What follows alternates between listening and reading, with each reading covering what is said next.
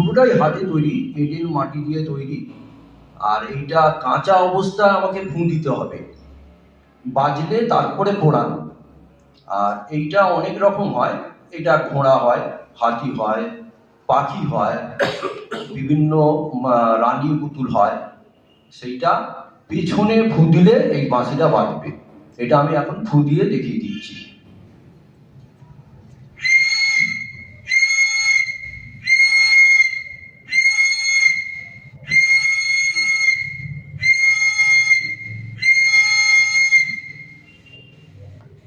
আর এই পুতুলটা এই ক্লাবকে আমি দিয়ে যাব, এই স্মৃতিটা থাকবে। এটাই আমার পাওয়া এখানে আসার জন্য।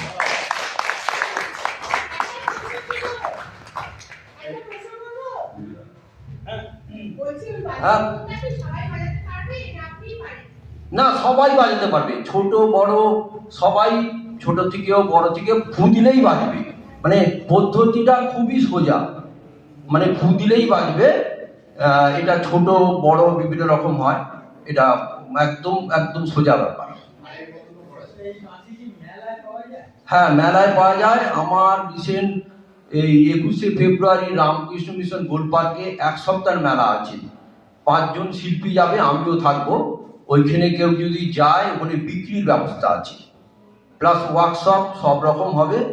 21শে ফেব্রুয়ারি রামকৃষ্ণ মিশন গোল পার্ক। ধন্যবাদ। 100 টাকা থেকে শুরু, 100, 200, 300 করে 1000 অব্দি আছে। বড় সাইজে বড় ওটা, আর ছোটগুলো 100। এই সাইজটা আছে 200। হ্যাঁ, একমাত্র আমি বানাই।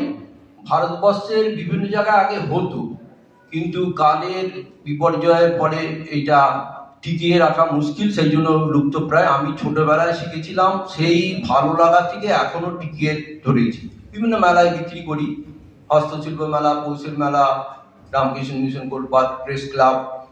এইটা আমি খুবই সম্মান পেয়েছি অনেক বহু জায়গায়, সেই জন্য এটা টিকিয়ে রাখার চেষ্টা করে যাচ্ছি মাত্র। ধন্যবাদ।